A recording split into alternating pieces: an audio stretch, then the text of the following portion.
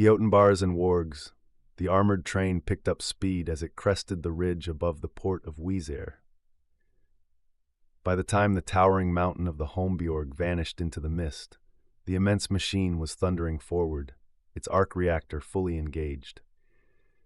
As it drove southward from the northern tip of the island, the rain that had fallen all night thickened into sleet, then into a full sheeting snowstorm. The train plunged into the blizzard without hesitation. One of the reasons Tiberius had selected an armored train for long-range transport was not merely for defense. With NihtWyrtha's half-year winters and the treacherous mountain passes at the island's heart, a train of such weight needed little over-engineering to handle the terrain. In the high passes, where snow piled as high as a Mechanicus robot, the thick plow blades mounted at both ends of the train carved a path as cleanly as any blade. It moved like a titan into the night. Wulfgar sat in silence within the cargo carriage. The body of Brother Nathaniel lay within a stasis chamber, serene and unmoving, as though simply at rest. Wulfgar rested his skull helm on folded, armored fingers, watching the chamber gently sway with the train's motion. The clunk-clunk of steel on track was like a song in his mind, low, rhythmic, eternal. 2 Wigathan guards stood at the sealed doors in silent vigil. They were old warriors, all of them, comrades who had fought beside the fallen apothecary and had volunteered for this duty. It was an ancient custom. The body of the dead should be borne to the stars by those who knew him best. Wulfgar felt pride. This was no hollow ceremony. It was proof that the Wirthans had truly accepted the iron hands among them. Elfric sat alone at the rear of the carriage, his posture still but rigid, as if even resting in armor was an act of discipline. Before him, the stasis capsule containing Brother Nathaniel lay cradled in its locking clamps, the cold blue light pulsing gently across the dead man's features. Beside it, Wulfgar sat hunched forward, helmet in lap, silent and unmoving. Elfric's gaze drifted from the capsule to the warrior beside it, then back again. His thoughts were a slow, grinding chain, melancholy, bitter, unresolved. He had hated NihtWyrtha when he first arrived, the cold, the dirt, the ignorant rituals masquerading as knowledge, the endless fog and superstition. Nathaniel had made it bearable, not by changing it, Nathaniel was no idealist, but by simply being there, quiet, competent, tireless, one anchor amid the drift. And when the neophytes came, those wide-eyed, half-trained boys in borrowed plate, there had been purpose, a distraction. Training them had filled the empty space that grief had left in Elfric's mind after Mars. But now he rode beside a corpse, the best of them, and in his heart, Elfric felt the return of the old, gnawing emptiness. His eyes flicked again to Wulfgar, still lost in whatever storm brewed behind that blunt brow. Elfric's jaw tightened. He blamed him, not aloud, not even openly in his thoughts, but deep down he blamed him. Nathaniel hadn't died in glorious combat, not in the thunder of bolters or the shriek of blades. No, he died in a crash aboard a shuttle that should never have lifted from the ground. Had he been accompanied by a capable pilot, he might yet live. Had the Thunderhawk been properly maintained, as it would have been on Mars, it would not have failed. But here the Mechanicus were little better than savages in red robes, wielding ritual tools with more faith than function. The Archmagos herself, Voratrix, was a joke. A fraud, a tinkering fool with nothing but an umbraculum, a straw, and a folding chair to her name. And she was the one tasked with building a legion? Elfric sat still as the train rumbled on through the snow-racked dark. The only light came from the stasis chamber across from him, casting long cold shadows across the deck. He didn't look at Nathaniel. Not anymore. His thoughts were elsewhere, turned inward, bitter and unspoken. They had just told him the news. Bjornwulf, Elfwine, the adopted son of Archmagos Damia Voratrix, a Wirthan noble, a tribal war leader in all but name. He was to be chapter master. It stank, of nepotism, of weakness. It was not just wrong, it was insulting. He hadn't even received his black carapace, couldn't even don power armor unaided. He wasn't a true Astartes. He hadn't earned it. This was a new founding, a fresh chance for the Iron Hands to correct the sins of flesh and weakness.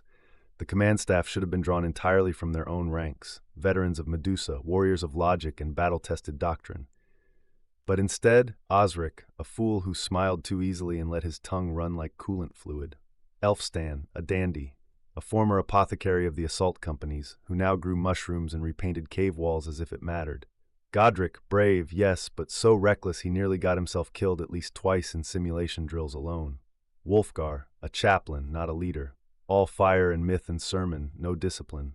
And Beornwulf, a savage, born on a rock-bound world soaked in mysticism and contradiction. A man who had no desire to join the chapter until his wife turned into a monster and had to be put down. And now he was to lead them? What qualified him? Being born here? Being local? Was that it? Elfric's hands tightened in his gauntlets. The Void Revenants needed a leader, not a sentimental puppet, not a face for the Wirthan people to cheer. Someone who could shape them, mold them into something the Mechanicus and the wider Imperium would respect. The Iron Fathers of Medusa would have burned this entire structure and started again. No spirit, no discipline, no doctrine. Who better than Elfric? He had been a candidate for Mentor Psychana on Medusa before being reassigned here, before that damnable posting to the Reach, where everything rusted and rotted under layers of tribal myth. And there was Cuthelm, wild, yes, but capable. His psychic strength had blossomed under proper pressure, from neophyte to viable chief librarian in a span that defied protocol. His transformation proved the system could work, under the right hand. Elfric's hand. He didn't smile. Iron hands rarely did. But in the dark recesses of his mind, he allowed himself the shape of an idea, an equation forming in the shadow of betrayal. He would wait. He would watch.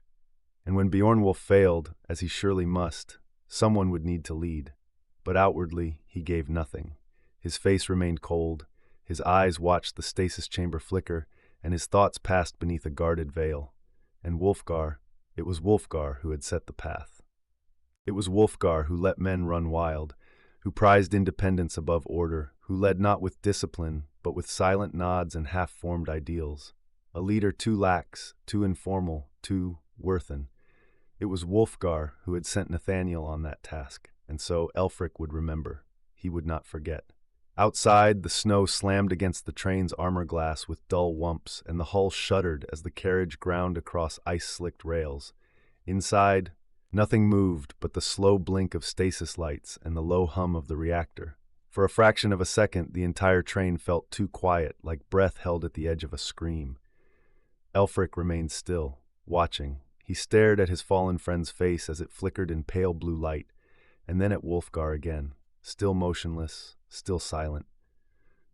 And for a long moment, he hated the both of them, one for dying, the other for letting it happen. Beornwulf reclined in a passenger carriage, his armored boots propped on a table where a forgotten dice game had been left mid-play. He watched the snow-drenched trees blur past through the reinforced armor glass window, lit by the glow of the forward reactor. Across from him, Sinwulf sat with his head bowed, holding his Seek's blade in both hands. He was etching a warg's tail into the heavy black skyfall iron, each careful cut a blend of ritual, memory, and artistry. A new mark, a new name, a warg added to the long hunt in honor of the fallen. They hadn't spoken in an hour. Adric had wandered forward past the passenger cabins toward the command section. The next carriage was a reinforced battle car, its flanks bristling with stubby gun ports, and its roof crowned by twin heavy bolter turrets. At its core, a Grimness-pattern autocannon sat dormant on a swiveling cradle, ready to fire forward or back. The chamber beyond housed the command center, quiet, operational, empty of all but a few tech adepts and servitor crews. On Grimness, such trains ferried regiments between hives across salt-crusted plains and caustic wastelands. They were meant to last a few years at best before being burned out by weather and war. But here, on NihtWyrtha, beneath ice and shadow, such machines might endure for centuries. Edric passed through an empty troop cabin. 2 Wigathan soldiers sat playing cards at a bolted-down table. They stood at once when he entered, stiffening instinctively. He waved them down with a nod. At ease, just passing through. He glanced at one man's cards, frowned theatrically, and clapped the other on the pauldron with a dry grin. Fold while you still have rations to your name. Past the gunner's quarters, the last sealed hatch opened into the train's command compartment. The chamber hummed with quiet discipline. Servo-loaders slumbered in alcoves. 2 Mechanicus priests checked ammunition counters on magnetic rails. One affixed a fresh purity seal to a bolter breech. Another hunched over a data slate, muttering prayers in binary while preparing for his adept's rite of assessment. They saluted him with mechadendrites and augmetic limbs as he passed. A few nodded, muttering Hreffen Toga with reverent precision. At the front of the compartment, Enginseer tracked Kefren Velratha looked up from a brass-bound copy of the Omnissiah's knowledge. "Here Toga Wolfherd," he intoned, voice rasping through vox augmeters. "I did not expect your company." Edric unsealed his helm and set it down, his breath briefly fogging in the cold air. "Oh, I needed a break from Bornwolf. If I play another round of regicide against him, my dignity may not recover." Velratha tilted his head. "He fights like an Eotenbāres, not a Warg." Edric raised an eyebrow. "A what now?" The Enginseer folded his arms. "An Eotenbāres charges when he sees prey. Big, loud, confident. He strikes first, but then he watches, waits to see how deep his first blow cut. If it didn't kill, he studies, he doubts." Edric smirked. "And the Warg?" "The Warg never doubts. The Warg waits from the start. It circles, tests, probes. Then, only when the prey weakens, it leaps." Edric nodded slowly, thoughtful. "That might be the best description of him I've heard." He scratched his chin, smirking. "So, what does that make me?" The adepts at the command stations paused in their tasks to listen. Velratha didn't hesitate. "You, Lord, are a Hreffen, a raven. You fly above the field, silent, watching, and when the time comes you strike clean." Edric grinned. "A Hreffen can't beat an Eotenbāres?" Velratha's optics shimmered. "No, but a Warg can." They shared a brief, quiet laugh. The consoles hummed. The storm howled outside. Then something changed. One of the Vox adepts at the front console twitched, his fingers flicking rapidly across the toggles. A second adept sat rigid, transfixed by a blinking green sigil on her screen. Velratha leaned forward in his throne. "Report," he ordered. "Lord Enginseer," the first adept said. "We've lost all contact with the downline stations. Wizir Holmbjorg, all silent." Velratha's tendrils uncoiled, feeding Auspex overlays into his retinal display. "Storm interference?" "Possible. My lord, the ridge plays havoc with band clarity. But," the second adept interjected, voice clipped. "We have something else. Narrow band signals, sporadic, fleet encryption pattern, traceable." Edric stepped beside her. "From where?" "Orbit, sir. It's between the Stormwield and the Walsix, Sigbield and Edwine. They're coordinating, possible strike ops." Edric's eyes narrowed. "Neither are idle men." He turned to Velratha. "Anything from Fiskbala Station?" "Nothing," the adept said. "Not even their navigation beacon." Edric stared at the cold data. "Something's happening," he said at last, "and we're not meant to see it." Velratha layered terrain overlays and comms logic into the projection. "Should I signal?" "No," Edric said. "Remain dark, but record everything." He turned toward the storm outside. "If the enemy means to cut Wizir off, we may be driving straight into the jaws." Aboard the unit Vox, Edric keyed open the channel. "Everyone call in." Elfric did not speak. Instead, he closed his eyes, sank into stillness, and sent his response along the neural relay, not words but memory. An image. Wulfgar kneeling by the sarcophagus, the silent guards beside him, the stasis light, stillness, judgment. Far ahead, Edric received it. The clarity, the control. It was unmistakably Elfric. Wulfgar's voice followed. "Skop Wulfgar, situation sanguine." Then Sinwulf, feigned casual. "Sinwulf's not here right now. If you'd like to leave a message." Bjornwulf cut in, flat and unamused. "He's still breathing, momentarily. What gives?" Edric replied, eyes on static lace screens. "We've lost contact with Wizir and Holmbjorg. Silence, and orbit's active. Adwine and Sigbield are moving." Wulfgar murmured, "Could be the storm." Bjornwulf answered coldly, "Let's assume the worst. That way we'll only feel foolish later." Edric turned to Velratha. Alarm. Without hesitation, the Enginseer activated the train-wide Vox. "All hands, battle stations, prepare to engage." The train shifted. Interior lumens turned from amber to pulsing crimson. Sirens warbled, low, measured but insistent. Crew leapt into motion. Gunners strapped into mounts. Armor slave servitors powered up, optics burning crimson. Mechanicus adepts slammed in ammunition drums and keyed in fire vectors. Edric locked his helm into place. The seal hissed, air pressurized. He drew his bolt pistol, checked the chamber, slammed the mag, then slotted a power cell into his chainsword and felt it snarl awake in his hand. He exhaled. The train, the soldiers, the weapons, they were ready. The armored train was a line of light snaking through the darkness below. Void Reaver leaned from the flank of the raider, watching the machine of metal slither across the frozen land like some ancient predator. Snow spiraled past his visor in maddening vortices, ice forming along the hull with each passing second. The Monkey machine thundered southward, primitive, brutal, and somehow still alive. It was absurd that this species, this stunted backward empire of oil, iron, and rust, had once eclipsed the Eldari in power. That they ruled millions of worlds with technology that barely merited the name. It should have been laughable, if he wasn't witnessing it himself. The snow bit at his armor, tiny flecks of frozen shrapnel striking with the force of hailstones. He grimaced. He hated snow, especially when both he and it were traveling at considerable speed, one storm-born, the other a spear tip of raiding steel. But discomfort was part of the hunt. He looked left, to the twin Ravagers streaking alongside his craft, their prows lit with runes and shimmering in the sleet. Farther back, 4 more raiders rode the storm winds, sleek shadows in the blizzard, carrying their assault teams toward the kill.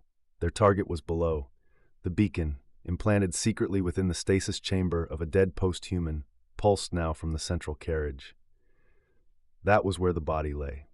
That was where the trap would be sprung. Void Reaver raised his hand, gesturing toward Eotenbāres, whose own skimmer hovered a length off his starboard flank. The wind and storm made Vox contact impossible. Sound vanished into the blizzard, and even a whisper on comms risked detection. The Monkey might be primitive, but even primitives had ears. Eotenbāres saw him. Her eyes narrowed behind her visor, and with a flash of psychic command, sent a ripple through the ether. Void Reaver felt it slide past his thoughts, a message, sharp and clear. The twin Ravagers broke formation, angling down toward the train. Snow peeled away as gun crews tore the covers from their weapon mounts, feeding soul mote targeting data into their auger veins. Void Reaver saw the glow of Auspex pings ripple down the side of the train. The humans had not seen them yet, but they would. He turned his head as another raider powered ahead, trailing vapor and sleet. At its prow he glimpsed the glowing staff of witch sorceress Eilith, crackling with pale witchlight. "Good! Attack!" In the command chamber of the forward armored wagon, the Auspex adept jolted upright in his throne, nearly tearing a cable from his spine. "Power signatures on Auspex. 2 large, no, 4, no, 5 lesser, confirmed energy weapon buildup." "Fire," said Edric. "Engine kill," intoned Track Kefren Velrotha at the same moment. The weapon seers hesitated, glancing at each other in confusion. "My lords," one began, "we have no targeting lock. The Auspex can't." Edric cut him off. He slammed the train-wide Vox channel open. "All weapons, open fire, blind into the blizzard, just light the sky." The response was instant. The 2 Ravagers emerging from the storm lit with a flash of ghostly plasma as their dark light lances arced toward the train. In the same breath, every gun aboard the armored convoy opened fire. The sky erupted. Heavy bolter rounds tore into the snowstorm. Autocannon shells, both fragmentation and armor-piercing, ripped screaming trails through the night.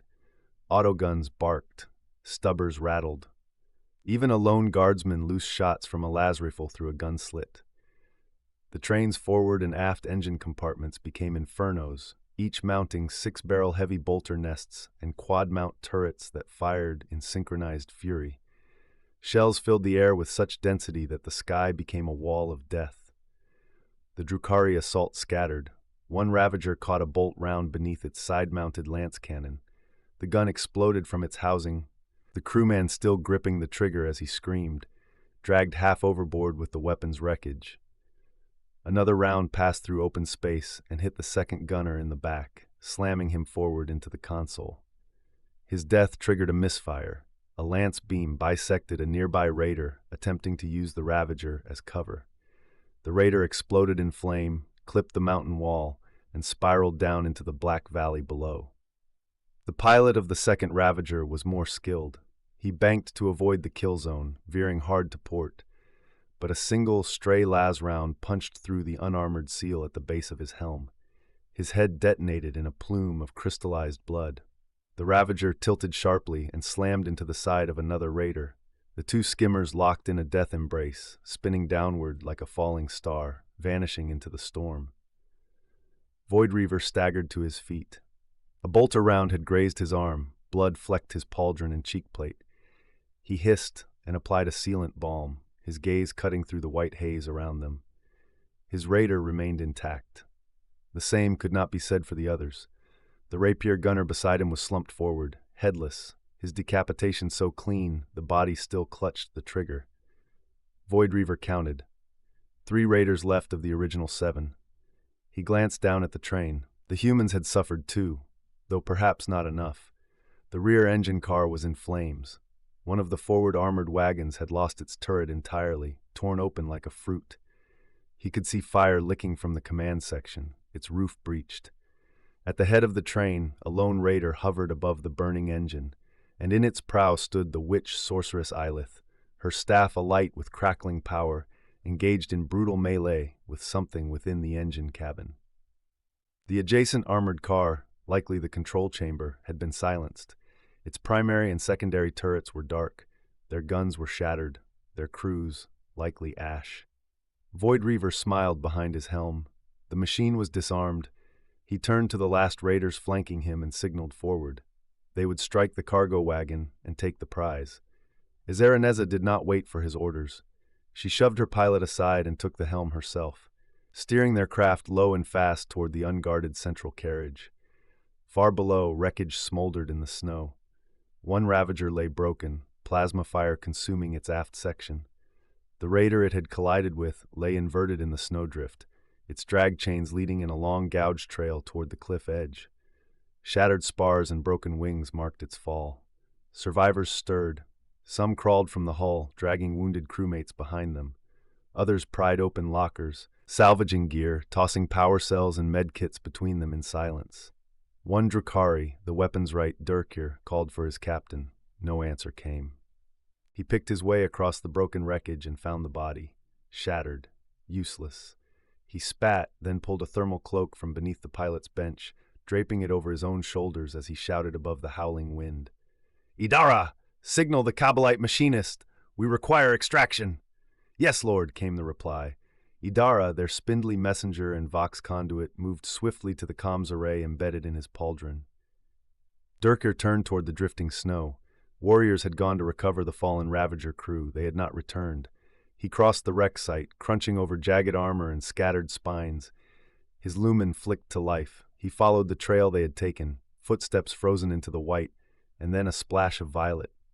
Blood, frozen instantly in the wind, a slick spray in the snow. He knelt, frowning. Where the footsteps ended, something else began. Tracks, large, heavy, paw prints, the size of a Drukhari's stride. Durkir stood sharply, scanning the wreckage with his lumen beam. Nothing, no bodies, no screams, just wind, cold, empty. He keyed his vox. "Idara, how long until—" Silence, no reply, only the howl of the storm, and far, far off, too deep for any vox to reach, a low growl echoed in the snow. Durkir swept his lumen across the storm-blasted wreck site, squinting against the driving snow. Shapes loomed all around, hunched. White-coated mounds nestled against the wind, half buried beneath drift and ash. He thought them wreckage at first, shattered plating, debris, perhaps even bodies, frozen and collapsed. But then one shifted, not from the wind, not from collapse. It breathed. His heart kicked. Another mound rose slowly, snow falling from its back like a discarded cloak. Then another. Massive shoulders, thick limbs, eyes like coals catching the light of his lumen. Their fur, pale, matted, the color of ice and ash, blended perfectly with the storm. He had not seen them. He did not know their name. He only knew they had not moved until now.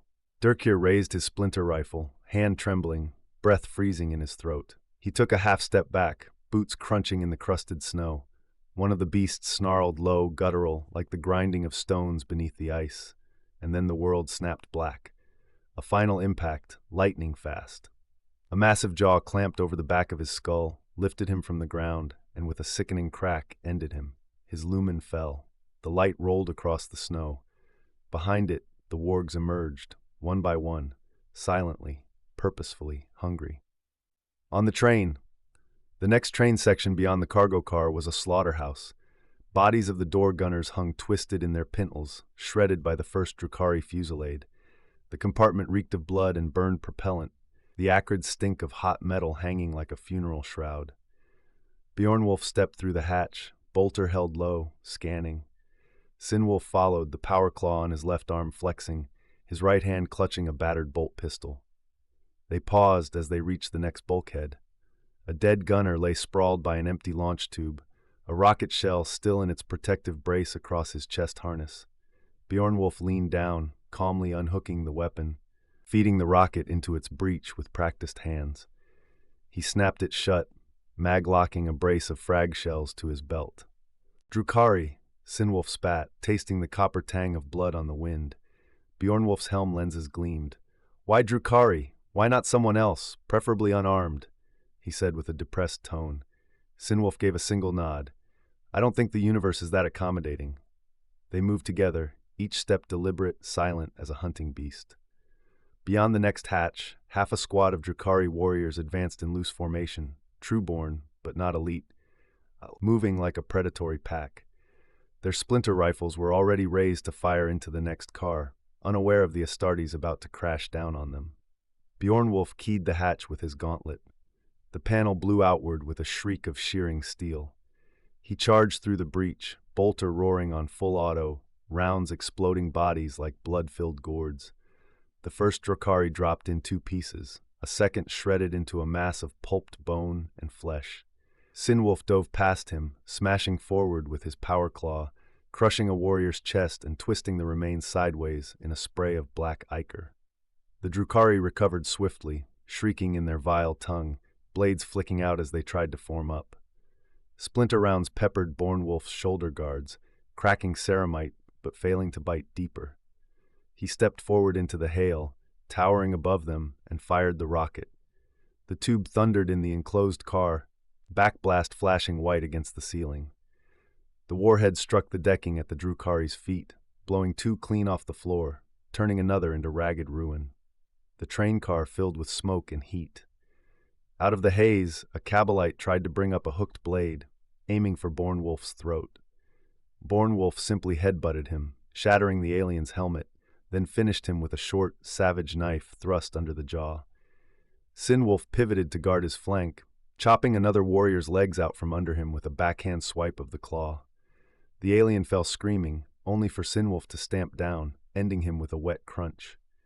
The survivors fell back, one firing a blast from a needle carbine, but Beornwolf's bolter hammered him from the catwalk, detonating his ribcage.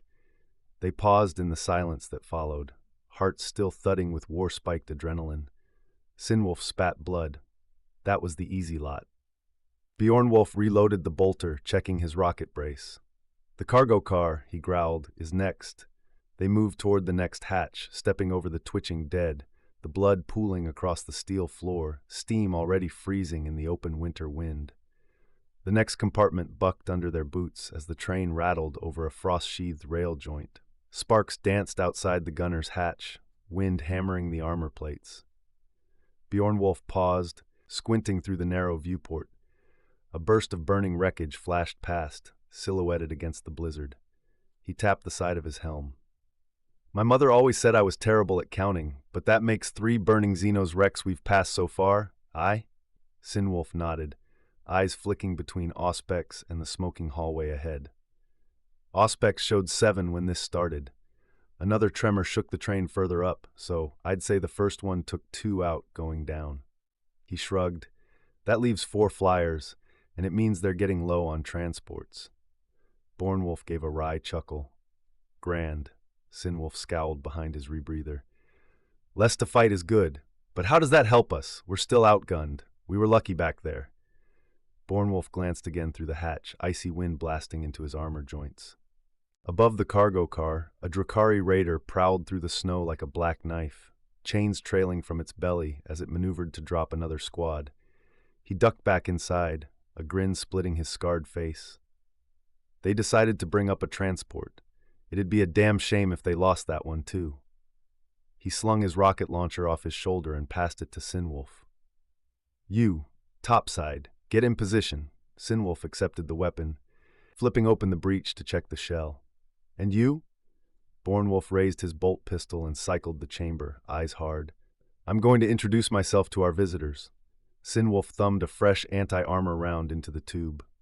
Just remember to duck. Bornwolf smirked, patting him on the pauldron. Just don't miss, that's our last rocket. Sinwolf snorted, twisting the launcher in his hand, running a quick systems check. Which end's the front again? Bjornwolf shot him a look through his red helm lenses. Not funny. Elfric opened his eyes. His helmet was shattered, its vox beak torn away, scorched and blackened. Smoke rose in thin ribbons from the rim of his collar. He tasted blood and frost. The blast had knocked him senseless, but somehow he was still alive. By chance, by weakness. He cursed himself aloud. He should have felt them. He was a librarian, a psyker of the Emperor's chosen. The warp should have screamed at him. But he had been closed off, too buried in his own bitterness, too consumed by doubt and pride. Now he felt them. Now the veil parted. Two psychic presences burned in the immaterium like twin volcanoes erupting black flame. Sorceresses, radiant with warp light, their minds foul and incandescent. How had he missed them? He screamed, not in pain but in fury, a raw, hoarse cry of self-hatred that echoed through the ruined chamber. He looked around. The guards were dead. Their bodies riddled with holes slumped beside shattered bulkheads. The walls of the carriage looked like a sieve, pierced in 100 places, the wounds already frosting over with ice. And Wulfgar lay draped over the stasis sarcophagus, his skull helm cracked, a massive plasma burn scarring his flank. Armor melted into flesh. Smoke hissed from the wound. Elfric crawled to him, pain flaring in his spine. He pressed a gauntlet to Wulfgar's throat, searching for the thrum of a secondary heart. Alive. Barely. He dropped to his knees beside him. Tears welled in his eyes and froze instantly against his cheeks. He reached out with his mind, fingers aglow with psychic flame, and inscribed a protective seal across the cracked plating of Wulfgar's breastplate. The rune hissed as it met scorched ceramite, pulsing with desperate power. His ribs were shattered. One of his hearts had stopped. Organs along his left side were cooked, seared through like meat on a griddle. And it was Elfric's fault. He had failed his duty, failed his chapter. He moaned, a deep, broken sound, as sorrow and rage warred inside him. Then he heard it. The screech of tearing metal. The rear hatch, reinforced and sealed, was being peeled open like the lid of a tin can. The shriek echoed down the corridor, and Elfric rose to his feet, unsteadily, dragging his broken will into something like focus. The hatch tore away, and there stood Void Reaver. Snow whirled behind him, the wind catching his dark cloak. In his hand he held a long, slender blade, black as night and alive with shifting ink-like tendrils, the weapon seemingly drinking the light around it. He grinned, cruel and confident. Beside him stepped Eotenbāres, witch sorceress of the Kabbalite host, elder daughter of Eilith. Her body glowed with psychic flame, a coronet of silver-crowned warplight dancing about her brow. She smiled, sharp, predatory. With a lazy flick of her hand, the roof of the carriage tore away in ribbons of metal. Elfric shielded his face as cold and snow slammed into the chamber. Chains dropped from the raider above, swinging like nooses. The Drakari were here, and Elfric was out of time. Elfric stood, barely. Only now did he realize his leg was scorched. Sealant foam hissed down his thigh in uneven rivulets, the damage numbed by combat stims and raw adrenaline. He gripped his power stave tighter, its runes flickering to life with a muted crackle of psychic energy. He stepped between the intruders and the sarcophagus, lowering the weapon with purpose. "Be gone, foul Xenos," he said. His voice was hoarse but steady, cold as iron. Sorceress Eotenbāres laughed, the sound delicate and cruel. But it was Void Reaver who moved. The Drukhari warrior stepped forward with slow, measured grace. He held his living blade loosely, not raised, not ready, simply present. He tilted his head and gave a mocking bow, gesturing with one hand toward the sarcophagus. "We have no quarrel with you, librarian," he said smoothly. "We've come only for that." He jabbed a finger toward Wulfgar's wounded form, still draped over the coffin. "There is no need for you to die defending something you cannot save." Elfric stepped fully in front of Wulfgar's body. "You shall not have him," he said quietly. Void Reaver tilted his head again and gave a long, theatrical sigh. "Very well," he said, stepping aside. He extended an arm, inviting Eotenbāres forward with a gesture more suited to a stage than a battlefield. The air between them snapped with psychic force as Elfric drove forward. stave blazing with arcs of warp light. Eotenbāres met him with the elegance only a Drukhari duelist could possess, her blade a whisper of black steel, each motion fluid and venomous. Sparks flew as weapon met weapon, the two locked in a deadly rhythm beneath the shattered remains of the cargo wagon's ceiling, snow swirling around them in ghostly spirals. Elfric pressed his advantage, forcing her back a step, then another. His rage burned bright, fury and guilt focused into every strike. But she was faster, sharper. Her movements were a dance, honed over centuries, where his were raw, furious, unrefined. With a sudden riposte, she drove her knee into his ribs, reopening the psychic strain from his earlier healing. He stumbled. She laughed, quick, sharp, cruel, and launched back at him. Blade to blade, they clashed again. Elfric growled and threw her aside with a psychic shove, buying himself a single breath. His chest heaved. Blood leaked from the seams of his fractured armor. He could feel the end approaching, crawling up his spine. He turned his head. Void Reaver stood across the wreckage, watching. Still. Waiting. Always waiting. The bastard hadn't moved since the fight began. Elfric's teeth bared. If he was going to die, he would not go quietly. He raised his stave, power building in his palm, coalescing into a roaring orb of psychic energy, blinding, burning, immense. The storm howled in response, the warp boiling in his blood. He hurled it. A blinding bolt of white-blue flame screamed toward Void Reaver. The Drukhari warrior didn't flinch. Instead, he lifted the long black blade, ink-like runes flowing along its edge, drinking the light. The bolt struck it and vanished, absorbed. The blade pulsed once, hungrily. Then, with a casual flick of Void Reaver's wrist, it returned the attack. A wave of warp fire snapped back toward Elfric, magnified, twisting, alive. It struck him full in the chest, shattered his torso plate, ripped through the helm's left side, and blew him backwards. He crashed through the rear wall of the carriage. Only his right hand caught the jagged lip of the torn deck, halting his fall into the void. Snow whipped beneath him. The train roared onward. His legs dangled over nothing. Blood poured from his mouth, his eye gone, his body screaming in agony. Then, boots. He looked up. Eotenbāres stood over him, graceful and poised, her silhouette framed by the sparking ruins behind her. She cocked her head with a smirk that mirrored her mother's perfectly. "Well fought," she said sweetly, and then she raised her foot. Far up the train, Edric dragged himself from the wreckage of the shattered command section. The hull was warped and blackened, great rents torn through the adamantium plates. Firelight flickered through the ruined ceiling, and the taste of ozone hung in the air. Drukhari heavy weapons. He cursed softly. The engineers of Grimness had never prepared for these kinds of strikes. Not really. Not weapons that sliced reality open with every shot. A hand reached down and hauled him to his feet. Track Kefren Velrotha stood there, blood trickling down one side of his chest plate, a sealing patch clutched to his robes. Despite the damage, the engine seer gave a dry, crooked grin. "The battle is ongoing, my lord," he rasped. "We're simply in a lull for our part." He gestured toward the remains of the Auspex station, miraculously still operational. A wounded adept, head bandaged and one optic lens blacked out, sat slumped at the controls, adjusting dials with shaking fingers. "Report," Edric said. The adept coughed, then answered. "The aft engine compartment is lost. The crew is dead. We've no control over speed. We can't slow it." "And the front? Still intact," Velrotha answered, his voice calm. "But under attack. I sent what guards we had forward to reinforce it." He glanced at the flickering readouts. "If we lose that engine and the train doesn't stop before we reach the deep pass." He didn't finish the sentence. He didn't need to. Edric clenched his jaw, scooped up his chainsword from where it had fallen, and slung it over his back. "And the enemy?" he asked. 3 flyers remain. 4 confirmed down. Vox relays show conflict ongoing in the cargo section. Edric gave a grim nod. "Then we have no worries. Wulfgar and Elfric are there. Bjornwolf and Sinwolf, too."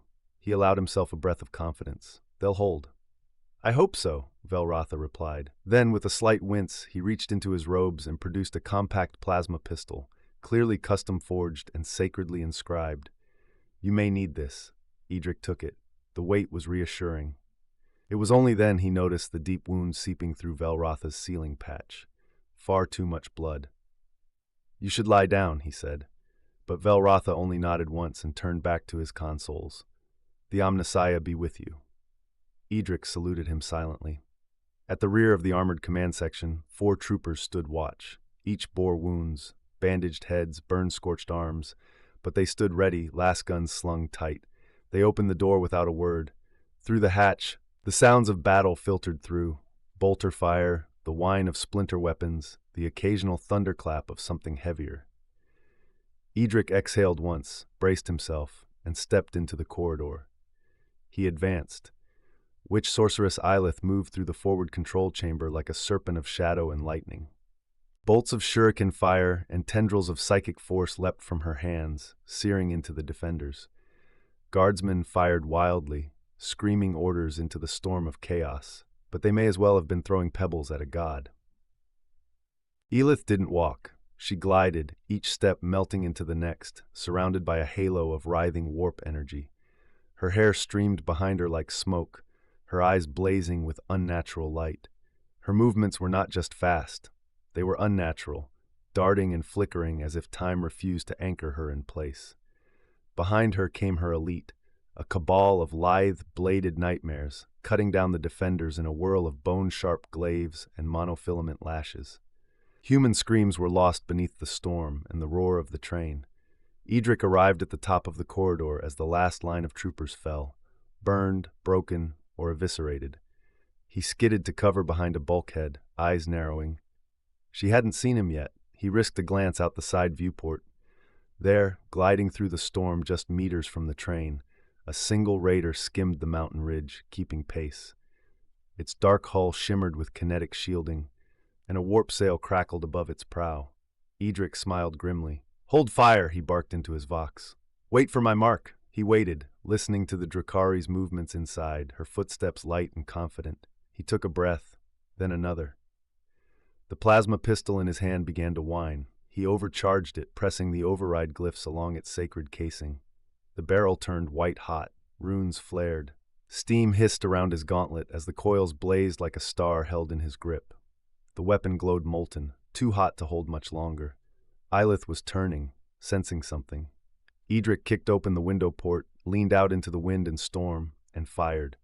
The bolt of plasma ripped across the blizzard-swept air, a burning meteor punching straight into the raider's engines. For a heartbeat, nothing happened. Then the field coils burst. A blossom of color exploded outward.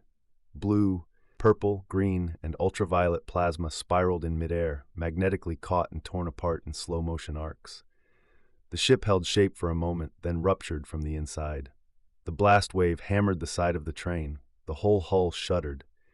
Edric ducked back just as the shockwave hit. A scream echoed from inside. Several Drukhari staggered, stunned by the loss of their craft. Eilith turned sharply, her eyes locking on him. "How?" she began. Edric didn't let her finish. He surged forward, plasma pistol in one hand, chainsword roaring in the other. "For NihtWyrtha!" He opened fire, driving her guard back with precise bursts and sweeping arcs. She was fast, but he was already closing, each footfall heavy with fury. They fell back toward the engine car, harried by his fire, several slain as he pressed harder, step by step, forcing her to retreat. The tide, however briefly, had turned. The interior of the train's control carriage was a furnace of firelight and screaming steel. Edric pressed forward, plasma pistol held low, his chainsword sputtering with flickering red runes. Eilith, sorceress of the witch convent, stood wreathed in psychic fire, eyes aglow like twin novas. She hissed in high Comorite and hurled a spear of warp light toward him. Edric dove behind a column of shattered steel, the bolt ripping through the ceiling behind him and carving a glowing gash in the air. He rolled to a knee and returned fire. A line of searing plasma shots roared toward her, white-hot bolts that ignited the air, melting snow mid-flight. Eilith snarled, cloak flaring, and raised a hand. A ripple of psychic force unfolded before her, a shimmering ward of twisting hexes and spectral filigree. The plasma blasts impacted it like hail on crystal, flaring against her shield with explosive fury. "You miserable ape," she spat, "I will burn your world for this. I will flens your people with agony and drag your broken corpse behind my banner." Edric coughed blood into his rebreather. His armor was cracked, blackened, the edges of his helm fused to his skin, but his eyes burned with something more than rage. He glanced toward the maglock coupling behind her, the thick metal knuckle that held the forward engine linked to the main train. And then he looked her dead in the eye. Perhaps in another life. He turned the pistol downward and fired. The overcharged plasma cell detonated in his grip. There was no shot, only light. The weapon exploded like a newborn star. The blast vaporized the pistol casing, incinerated Edric's forearm, and shattered the decking beneath him. The heat was so intense it slagged the maglock in an instant, warping the steel, peeling it back like wet parchment. The coupling gave way with a thunderous crack, and the engine detached. The forward locomotive, untouched, unmanned, lurched forward with unchecked momentum. With the main train still locked into high speed and no controls to guide it, the engine surged ahead like a mad beast set loose. Eotenbāres staggered. The shockwave knocked her from her feet. Her guards slammed into bulkheads, shrieking in alarm. Sparks rained from the ceiling. The sorceress looked up just in time to see the rear wall of the control section racing toward her. The detaching car slammed her and her entourage backward, sprawling them across the steel floor as the engine shot forward, uncoupled, unguided, unstoppable. Back in the command section, Edric slumped against the bulkhead. The blast had taken everything below his elbow.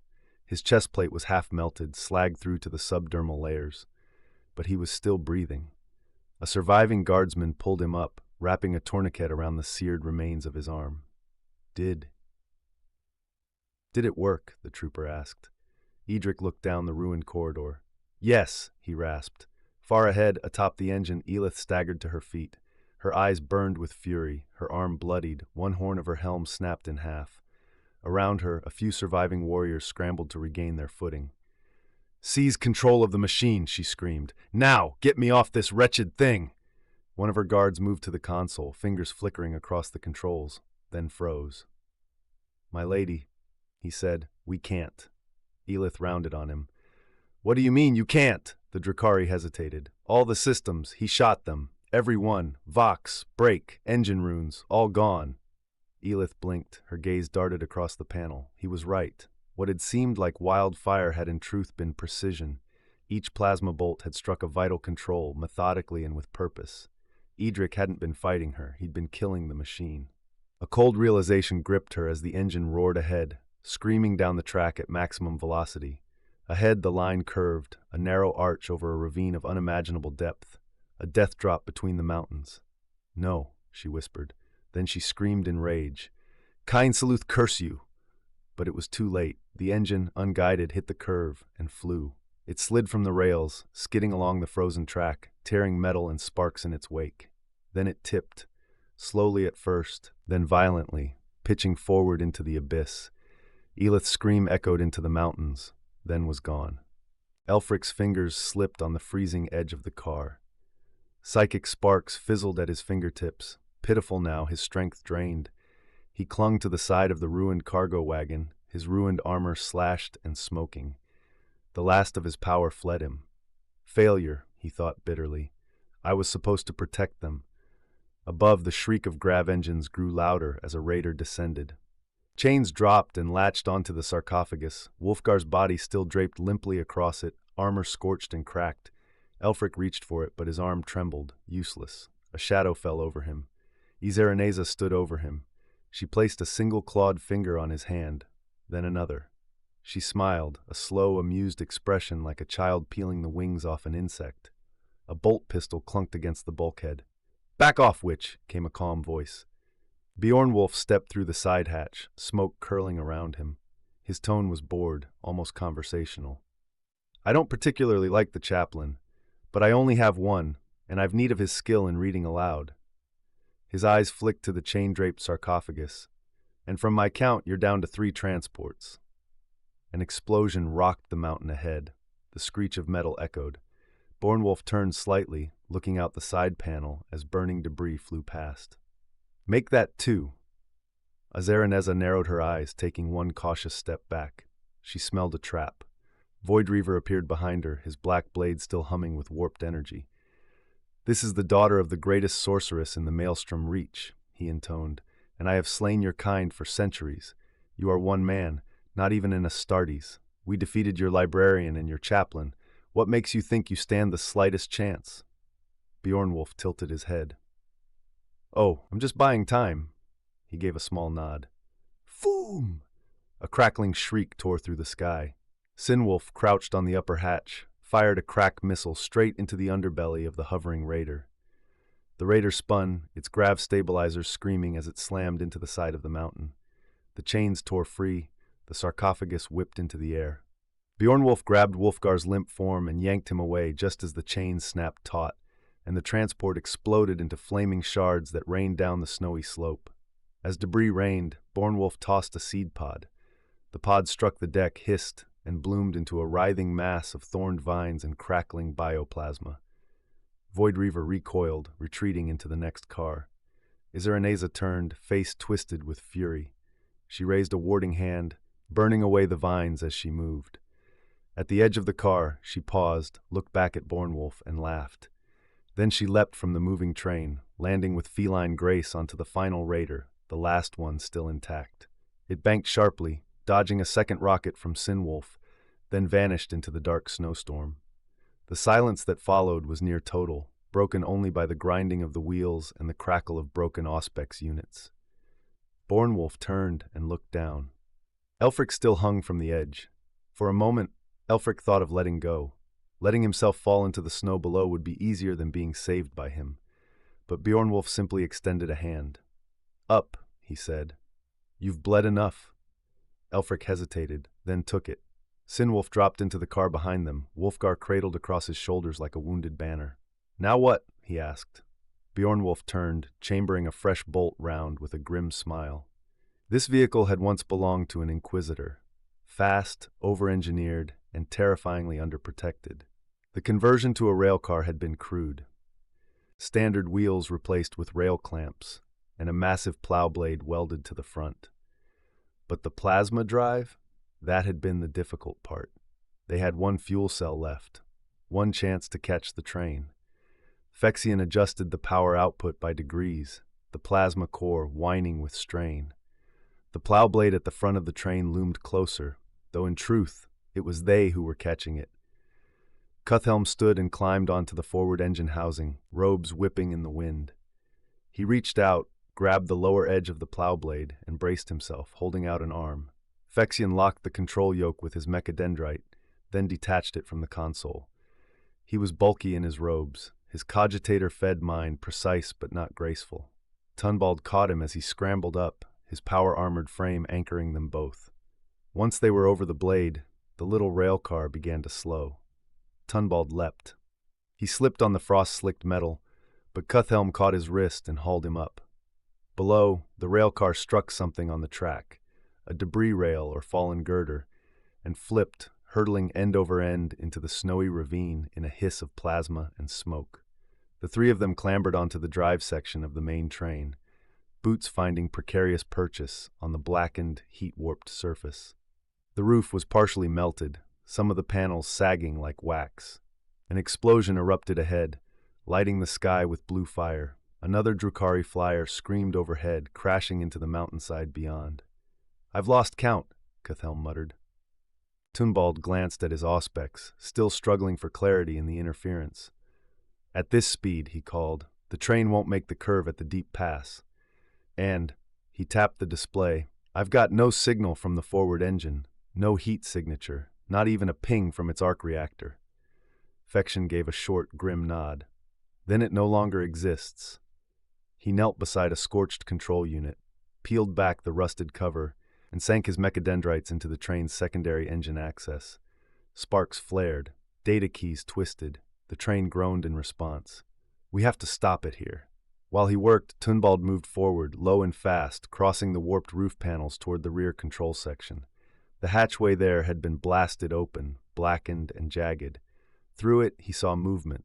He raised his weapon, then paused. Bjornwolf emerged from the smoke, one arm dragging the broken form of Wolfgar behind him, his bolt pistol still warm. Tunbald exhaled, lowering his rifle slightly. "Found him," he said into the Vox. The train began to shake as the damaged engine sputtered and ground itself to a halt. Sparks arced along the frozen track, and all aboard clung to bolted rails and fixtures as the convoy groaned into stillness. Sinwolf stood watch over the rear, while Elfric knelt beside Wulfgar, favoring his own side as he checked the chaplain's vital signs. Wulfgar still lived, but barely. Beornwulf made his way forward. He found Edric seated in the auxiliary command throne, his arm reduced to a bloody bandaged stump. A guardsman kept vigil with a pistol drawn. The Vox crew stared silently into the white curtain of the blizzard. Velratha still lived, slumped and unconscious. Beornwulf placed a gauntlet on Edric's shoulder. They were after Wulfgar, and the vault, he said. Edric gave a dull nod. Pain suppressants dulled his senses, but not his thoughts. Makes sense, he murmured. He's the symbol. They break him. They break the chapter before it's born. So that makes 2 of us marked men, Beornwulf replied. Edric laughed weakly, then winced. Good. Maybe they'll leave everyone else alone. Tunbald stepped in, lifting his helm and wiping snow from his face. Cuthhelm was already tending the wounded behind him and murmuring prayers as his powers knit bone and flesh. I think we've got a bigger problem than that, Tunbald said. Both men looked to him. Tunbald rarely said more than a sentence at a time. He gave a grim look. It appears Elfscathia has decided we're a threat. And between us, we just killed their High Witch and one of her daughters. Beornwulf stared into the drifting snow beyond the shattered window, then gave a slow, certain nod. Then I think Elfscathia deserves the attention of the Void Revenants.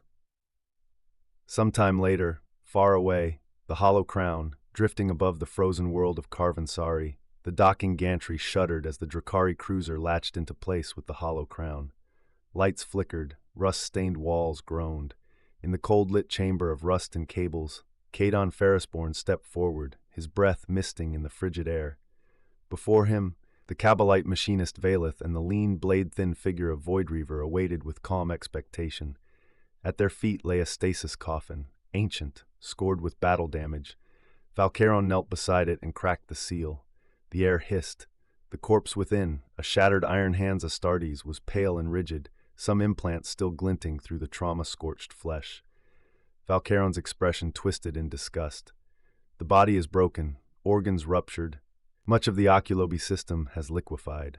Iseraneza, arms folded, snarled. They dropped the sarcophagus off a mountain. Be glad we retrieved anything.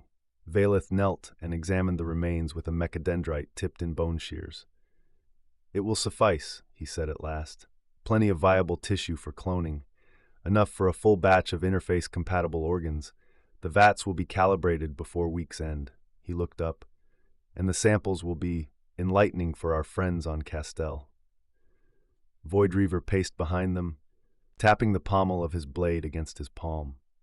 The attack on NihtWyrtha likely set them back a few weeks at most, he said. But we have something they don't. We have the body, and they don't yet know what we want with it. A chuckle rose from the corner. Baelgor, seated on a collapsed servo rack, raised a bottle of fermented void brew. He took a long swig, then waved lazily toward them. I wouldn't get too confident. They turned toward him. Baelgor smirked. That gene seed we pulled from the Librarius Ferrugineus, you know, the Iron Hands ship you raided before NihtWyrtha, we prepped the zygotes for implantation. Standard procedure. He paused, then took another sip. And we discovered something. Valeth frowned. Discovered what? Baelgor raised an eyebrow. They're all Librarius gene seed, every last one. Doesn't matter what the vial says. Assault, tactical, techmarine, all of them. Librarius. A silence settled like ash. They all look like regular progenoid tags, Baelgor continued. But inside, codex markers are gone. Every single one keyed for psychic development. That's not possible, hissed Void Reaver. Valeth sat down heavily in a ruined chair, hands over his mouth, then his face. Yes it is. Someone knows. Iseraneza whispered. It's just as Mother warned, Cain Saluth. The name hung in the air like smoke. NihtWyrtha, The Lost Harth, end of Book 1. Thank you for listening.